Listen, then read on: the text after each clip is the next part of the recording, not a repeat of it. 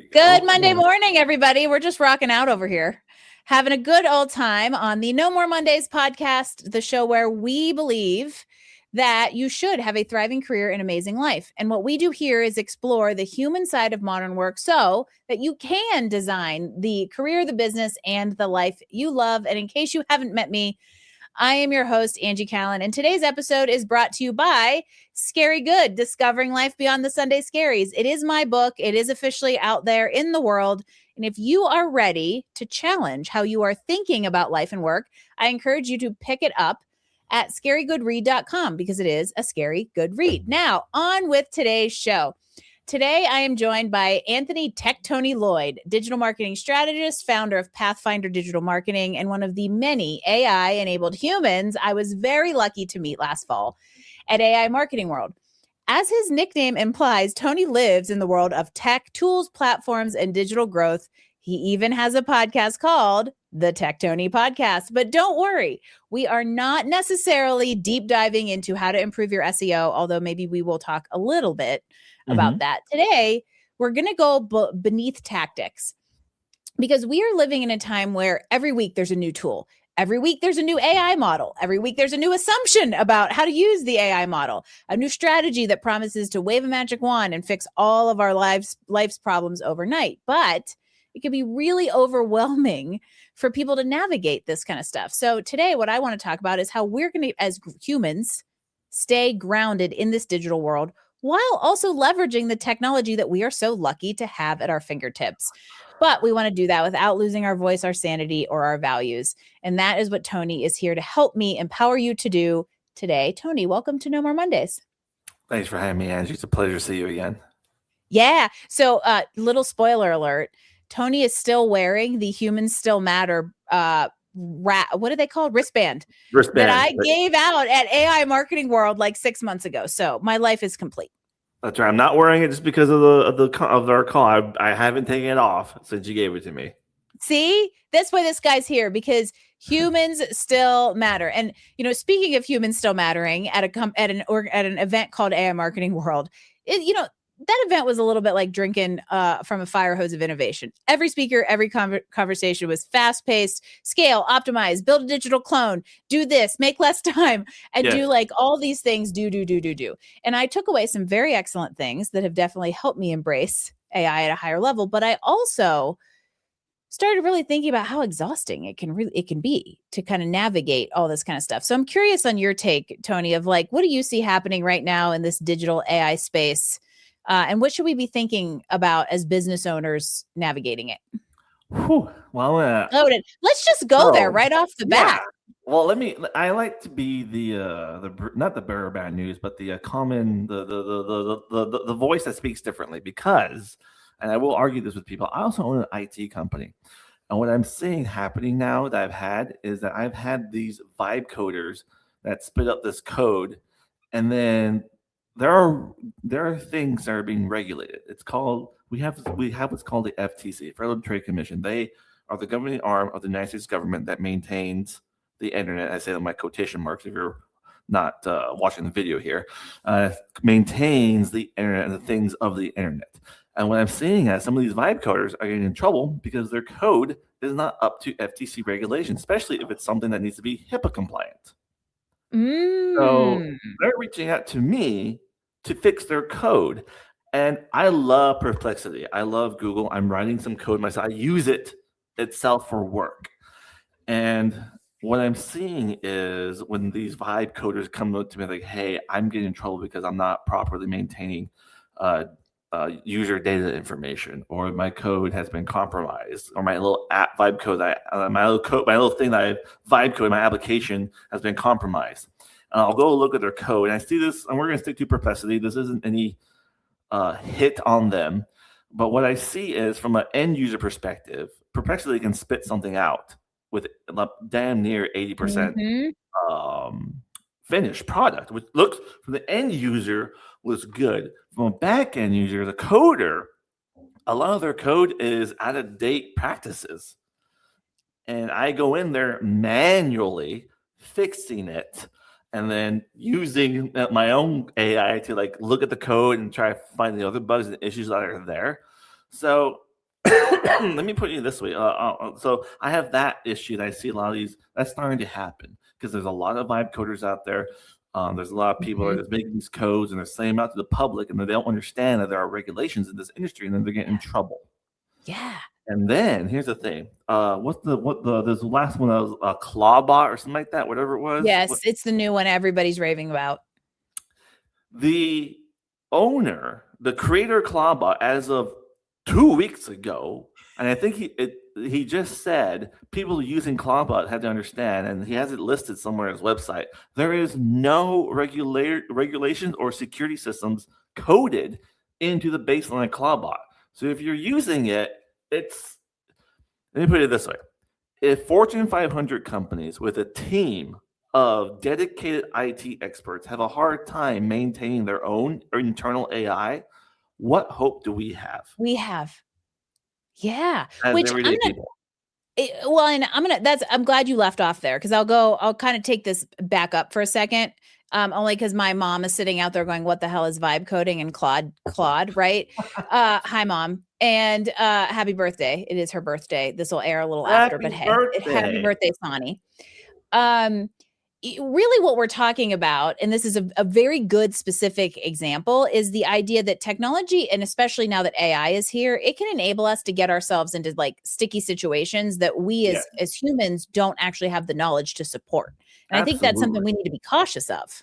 And I live, breathe, and eat in this world. I mean, with digital marketing, with my IT side, we use Manus AI, a Gemini notebook, and I've used Perplexity here and there as well. My favorite personally being Manus, if you guys are curious. That's what I like to use. We'll see what happens because Facebook just like bought them or something. So Mark Zuckerberg, if you're listening to this podcast, don't fuck up Manus AI, please. You basically just jinxed that one, Tony. Yeah, but I still have a hard time keeping up with it because there's always just something. It's a thing, and it's always there, and there's something new. And I'll use, for example, like working on Google My Business Listing, which is it's a very old platform. It's been there for years, but even as a product specialist, I have a hard time getting help and working on it. With a system that's been here for years, we have a hard time understanding AI and keeping up with it, what it can or cannot do and its capabilities, and making sure we implement it safely. Yes. I actually was curious. You led me somewhere perfect, because there is like almost an emotional cost, or there is an emotional component to this idea of like, I have to keep up with all the technology and I have to like do all of the things. What is that cost, and how do we avoid spending it? It's exhausting to keep up with it. As a marketer, we get what's called data fatigue. It's a real thing. And I have to get up and just walk away from my computer and stare at a tree for like 5 minutes. Trees. Because I like businesses that are integrating AI, they're using it. Businesses, AI, I wouldn't say AI is coming for your job, but people that integrate AI are going to come for your job. Yes. But then, like, I get clients that'll ask ChatGPT a question and they'll copy and paste their response in an email as if it's their own. I'm like, stop it. We can sniff that out right away. Yes. And also, if you are paying a human to advise you, please don't copy and paste an AI generated response into an email and tell them that it is smarter than what the human knows. Or at least try to make it not look AI generated. Remove all the emojis and stuff that AI spits up with everything, because it's annoying. And I was talking to my CEO, Tim Tompkins, about this, and ChatGPT is the new WebMD, but of everything. That is the best analogy I've ever heard. Yes. Because we all remember when WebMD first came out and you could go diagnose yourself with everything from a hangnail to cancer. Yeah, you're gonna die. That's what. And now, ChatGPT can basically do the same. And as a digital marketer, this is probably the nerdiest conversation I've had on No More Mondays. But as a former engineer who loves people and loves a good N8 and automation, this is kind of fun. But you bring up a good point that is like, we basically all have access to this now. It's our choice whether and how we use it, which is something we'll get into later. We can all generate content. We can all automate workflows. It kind of in a way leveled the playing field, but that also means that we can just exist in this sea of sameness. And so now that we're in this ecosystem where all these tools are basically democratized, how do we do this differently, and how do we make sure we still stand out instead of just copy paste in ChatGPT? As always, and this is like in like Facebook's regulations, real, unfiltered, unedited content will always rank better than anything else that can be produced. I mean, I know when I was reading your welcome email about the podcast that you say we record this, we don't edit it. I prefer that. I don't edit my content hardly ever, besides like a few things from like CapCut and things like that. Let's put a song in the background, that type of stuff. But like I said, I like businesses that are learning to use AI. I could see that they're trying to make an AI post, and you tell that AI post, but at least they're freaking posting something. It helps, but use it to fill in the gaps as an aid, not the actual work. Chances are, whatever industry you're in, ChatGPT isn't going to be able to do it all, or Gemini or Perplexity, whoever you're choosing. It's not going to do it all. You still need a person in place. And for example, yesterday I posted an email blast. Everybody internally in my company knows I can't spell. I code all day. The English language is a second language to me. And my buddy sent me an email. Like, hey, you spelled higher wrong. You spelled as higher, like an airplane's higher in the air instead of higher. And I was instead of H-I-R-E. Too late now, because I was writing it and I didn't make my admin look it up, and I was in a hurry, get my email newsletter out. There we go. And then I messed it up. But here's the thing. It gets people talking more than when I make a post on the email newsletter that's fully AI generated. And so it's that weird, funny integration. A lot of content creators are doing it now, not purposely, or maybe they are, I don't know, where they're just not correcting the spelling of the auto-generated captions because they're like, it catches people's eyes. Like literally, authenticity is beating automation. I have a funny story that I just connected the dots with what you just said. One day last week, an email went out as part of like a funnel I have that to a group of people that went to an event. And there was an email queue that never actually got written. And so it was just a template that was stuck in there. And I got more freaking responses to a template that was missing a scheduling link because it was just completely an unedited template from ActiveCampaign and not actually an email I wrote. I got more responses from that than the actual emails I spend all this time writing, because people are gravitating towards things that are so clearly human that it behooves us to be very clearly human. Mm-hmm. That's why a lot of things, and it's getting harder and harder every day to tell the difference. AI is getting good. It's getting good at real live images, but the internet, as much as the internet, Google and Bing, for example, love their AIs, they're also training their search engines to catch the AI slop and de-rank it.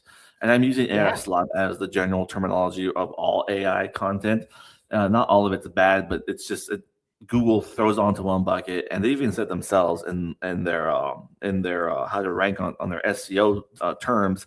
If a blog is written more than 80% by AI, it's not going to rank, regardless of how good that blog is. And regardless of how well your GPT is trained to write like your voice, it's still going to pick up on that. Yes, it is trained to recognize it. And the rule of thumb for verbiage on a website is to say blog in general, but verbiage on your website, 80% of it cannot be written by AI. Google has openly said this. Amazing. And in my company, we use AI to aid us on our writing. Yes. But at the end of the day, it's written by a person. Yes.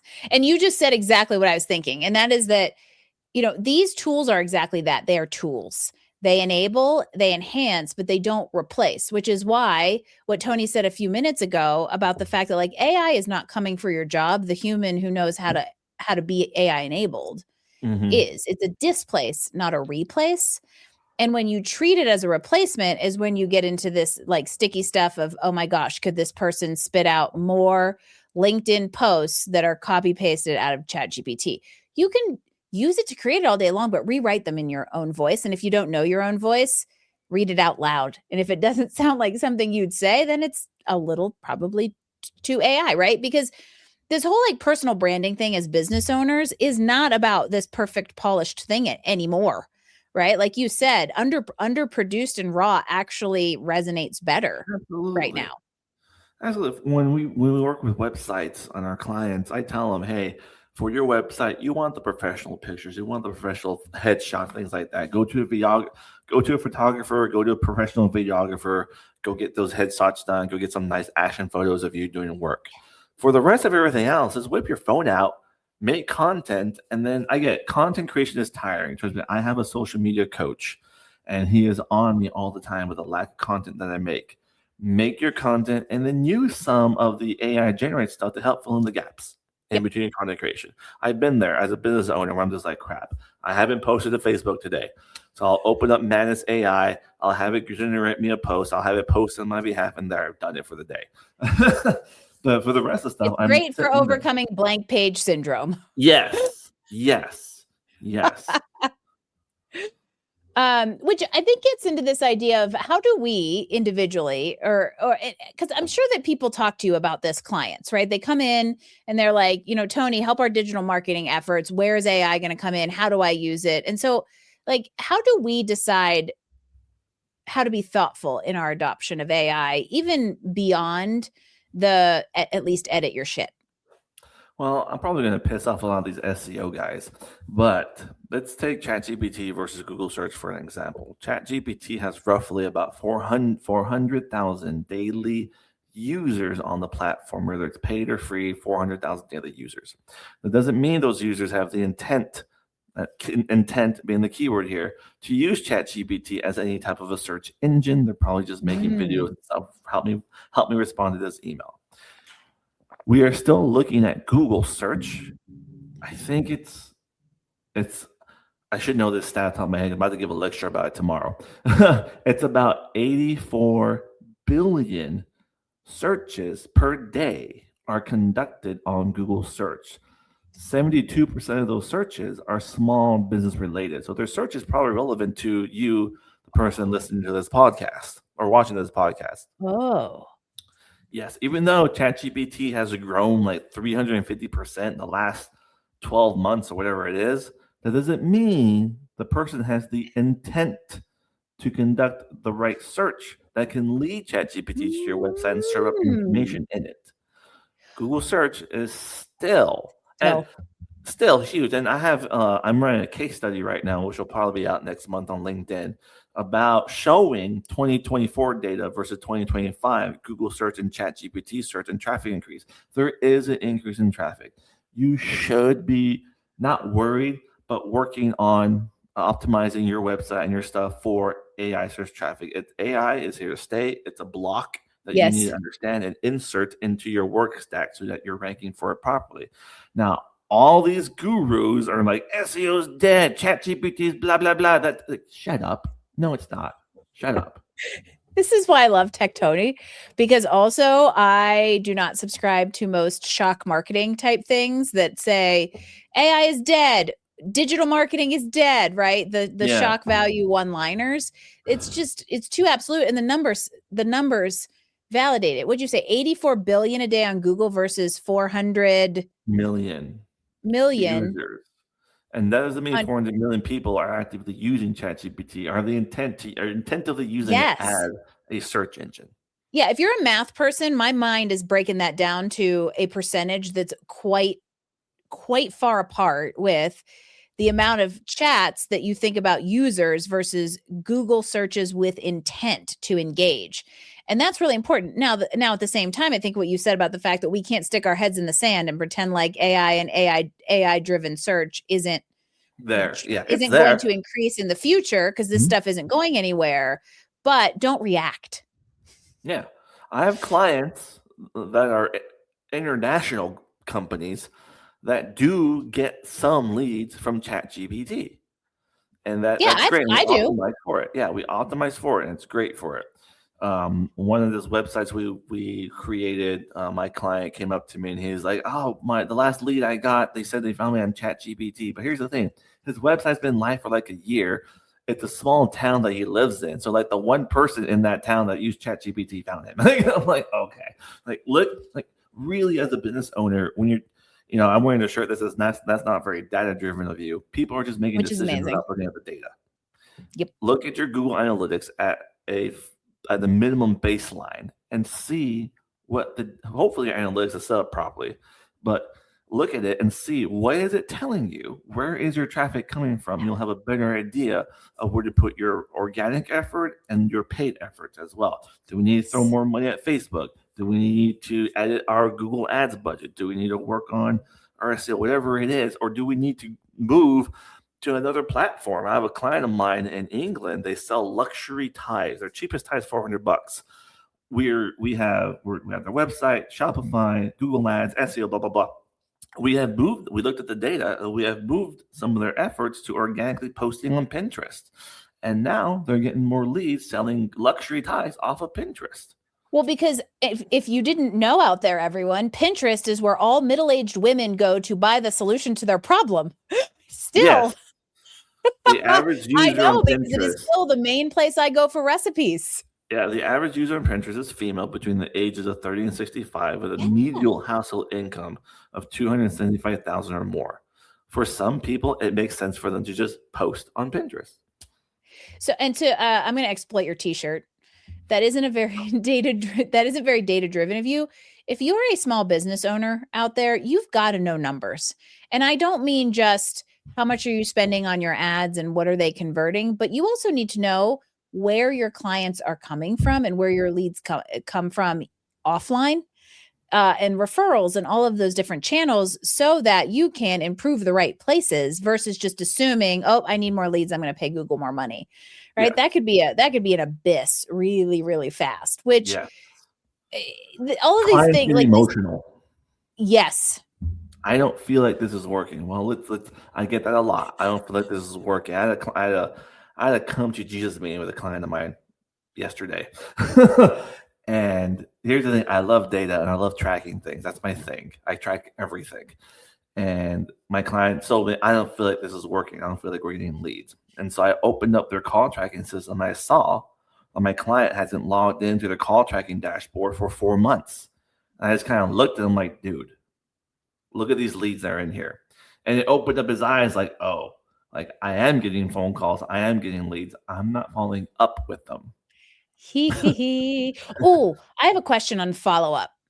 Have you seen the need for, and I don't know how much of this data you're exposed to, but I have seen a much greater need to follow up with potential clients because it is taking longer and more touches for them to make the decision to actually buy once you have your kind of like core sales conversation. Mm-hmm. And I'm wondering if you have data that's pointing to that as more than a feeling. Well, in my company, as we're still growing, I am the bottleneck when it comes to that. I'm the one in charge of sales. And looking at my calendar, I know, right? Looking at my calendar, I'm busy. And so I'm like, we're at a point where I'm talking to my CEO about where we're like, we need to hire a salesperson. But I'm against hiring a salesperson because I don't like salespeople that vomit words. Like it feels less human for people. A real popular term that I hear other salespeople, especially like for some reason, our local TV station teaches them this word where they're like, we can geofence your ads. I'm like, stop saying that. No small business geofencing anything here. And so, yes, it is taking longer to have a lot more follows and touch points after that initial sale. I don't know if it's me or if it's actually just the economy, how the data things are flowing right now. But I know for sure my fault. I have been the bottleneck on that department. So it feels that way, and also the facts point right back at you. I feel you on that front. Before this phone call, I actually just did like 8 follow-up emails. And I'm like, oh boy, I need to be following up with taking my own advice, things that we are really bad at as business owners. We struggle too. And it's just the thing. We also run businesses and have to deal with employees and clients and our own crap as well. I'm a single dad with a child with special needs. I got to deal with that too sometimes.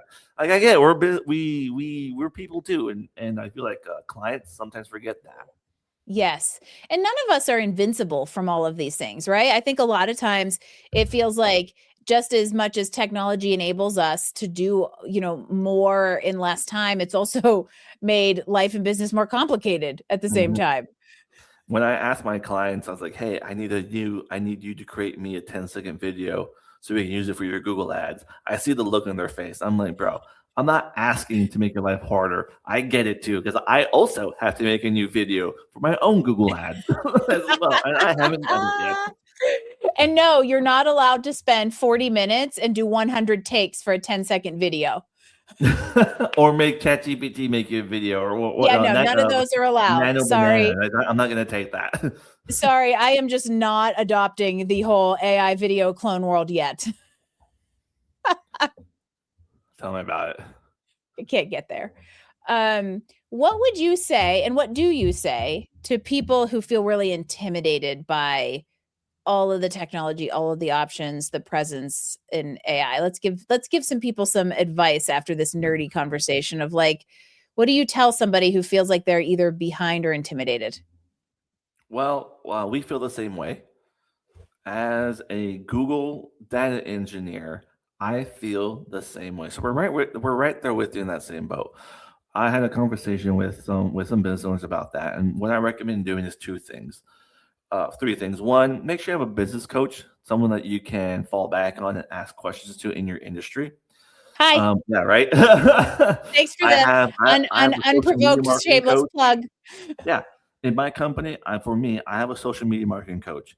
I have two different business coaches that I meet with as well. I have people that hold that outside my business that hold me responsible for the actions of my business and make sure that Yep. they're not being nice to you, that they hold you responsible for the actions of your business as well. That's the truth. Yep. You have to have that ugly, unwanted look into your company and what's wrong. Half the problem, like I just said, it's you. I'm the bottleneck. Yeah. I know I am. Yeah. And then sit down with someone that is in this industry, like there's your shameful plug, like me, who you can sit down with your business and take a look and holistic approve a non-emotional holistic approach at your business and be like, hey, Yep. these are some of the areas I see holes in.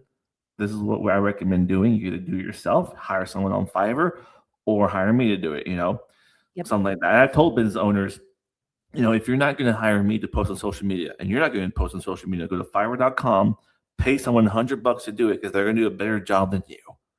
Because at least it's getting done. At least it's getting done. And then when it comes to AI, there's so many choices. Like for me, what my AI journey was at the beginning, we were using Gemini when it was Google Bard back in the day. Oh yeah, I remember Bard. Yeah. What was the there was a Jasper. I used Jasper way back in the OG, like the OG wasn't very good, but was the predecessor. Yeah. Yes. Yeah. So we were using Bard. And what I tell people is for about a month on my computer, I had ChatGPT, I had Manus, I had Gemini, I had Perplexity, and there was one more with the whale. I forgot what it was called. Oh, because this was before Claude, I think. Yeah. So this was before Claude, and I had them open, and I would ask, and it took time for 30 days. I would ask each one the same question. I would just give them all the same task while I was working, be like, well, maybe AI can help me with this. And I would do that. And then I just saw which one I liked, which one I didn't like. And by default, Gemini is integrated into our system as a digital marketing agency. Gemini is in Google Ads, it's in analytics and Search Console, but integrated by default. So I'll have to download stuff and give it to my AI to audit. So I use Gemini by default. And I do enjoy it. But I ended up falling on Manus AI, and I was like, great, this does more of what I wanted or needed to do for my agency. Yeah. And so that's at the end of 30 days, that's what I decided to choose. And I paid for Manus AI and I paid for Gemini as well. So those are the ones I fell down on and choosing myself. As a business owner, you should do the same thing and just for 30, it's going to be work for 30 days, have these AIs open. Your electric bill might go a little high, but have these AIs open. Sorry, environment. Yeah. All play with them all, give them all the same question and look at it. I like this, I don't like that. And try to train them on what you need in your work. And then at the end of 30 days, pick one that you like and then stick with it. Stick with it. I hate how people are like using this and they hear the buzz phrase, oh, ChatGPT is Yep. dead, Gemini is doing this now. And then they drop Yep. ChatGPT and they go to Gemini and they have a shitty experience. Well, yeah, you're gonna have a shitty experience because it's not trained. It's on not what you were doing. trained to you. Exactly. And I think that there's a really good point there is it is work. And that goes back to what we were talking about. Like, this isn't just a broad scope, roll it out, broad scope, flip a switch and just replace every human aspect, of this thing. You even heard Tony say, literally, bring humans into your business with you, because at the end of the day, that's what the humans still matter. There's a reason I made that thing. And if all you do is talk to ChatGPT all day, good luck getting out of that friggin' loop. Yeah. At some point, you have to have a human come in to keep you accountable, because ChatGPT and its sycophancy or generative AI and its sycophancy, even the ones that aren't as bad as ChatGPT, are still trained to give you what you want, even if you tell them not to give you what you want. Right. And so at some point, you need to bring humans into the fold, whether that's through accountability, whether that is through humanizing your things or doing stuff that you wouldn't do otherwise, whether it's business coach, whether it's digital marketing. There are tons of us who are still out there doing, AI enabled work on purpose. And that's my mission, is to make sure we're all still AI enabled humans on purpose. And Tony is one of them that can really help you make sense of all of these, kinds of things, which is why I think this is the perfect time for you to shameless plug how they talk to you, the human who can work through some digital marketing questions if they need a little advice. So how do people find you, follow along in your wisdom, and learn more about all this good stuff you're doing? Well, I, due to my social media coach, I am on everything. So if you literally Google me, Tech Tony, TECTONY, no H in tech, just Tech Tony. I have YouTube, I have TikTok, my newsletter, Facebook, Twitter, as well. So, and then of course on our website, on our contact us page, I have a calendar link right there. You can book with me directly if you want a consultation as well. So feel free to reach out to me any of those platforms. And if you have any questions or concerns, don't hesitate to ask me a question at all. Like, I enjoy teaching people what they can integrate into their business. And I think that two things. One, you don't have to do this alone, because there are actually still humans out there, and it's not only AI that can support it. And I want to add this to you. Don't do it alone. And if you have a company, don't point at the youngest person in your company, expect them to be able to do it. That's such great advice. So many times. You're young. Make me a Facebook page. Like, oh God. Oh, you must know. And actually what's ironic is they probably know less than the, 37-year-old who's obsessed with Facebook. You don't have to do this alone. And like, that's what all of us are still here for. And I think the big thing is you may be surprised at what's possible and how you can become less intimidated or overwhelmed by all of the tech things when you just sit down and talk through it with a human who's actually informed and knows, because you don't have to question it anymore. I love it. This is, like I said, this has been my nerdiest conversation on No More Mondays, and I have loved it, which is why I'm going to ask you kind of our last question, Tony. And I'm more excited to ask you this question than anybody else I've asked it to. As you think about the future of work, what's it look like to you? And how can we humans stay human while navigating it? Well, that's a great question. I wasn't waiting for the pop quiz. That one's not in the pre-show flow on purpose. It was not. I don't think it was, because I read that email. I was ready for this. What I see is, in every industry, as I mentioned earlier, those that integrate AI, whatever form that is, into their business will be the ones that learn to grow. Also, companies that create video content will also be the ones that grow as well. I sat across the table from Google during their conferences, and they said businesses that don't make video content will be struggling. And there's been a huge push towards video content on Google. Heck, YouTube beat, I think, Netflix, Paramount, and Disney combined in watch time. YouTube's a search engine. Yeah. As a search engine, I was just going to say, it's a search. It's like second or third to Google as a search engine. Yeah. This is YouTube and TikTok. And it beat TikTok when it comes to viewership, not items sold on site. But anyways, those are two different metrics when it comes down to it. So I see those changes where businesses that leverage those, I wouldn't say are success, or I don't want to say success because that's different for different people, will have a better time growing themselves. Mm-hmm. And I can testify to that because I have clients in 14 different countries. I don't run ads or billboards or newspapers in Germany, but I have clients that contact me in Germany. And I go like, "How did you hear about me?" And they'll be like, "Oh, I followed your podcast, or I listened to I watched your YouTube videos. And now we just want to hire you to do it." Yep, it was not on the Autobahn. It was not. Yeah, it was definitely on the Autobahn. That's for sure. And that's how I have clients in 14 different countries for both of my businesses. I run 2 international online businesses.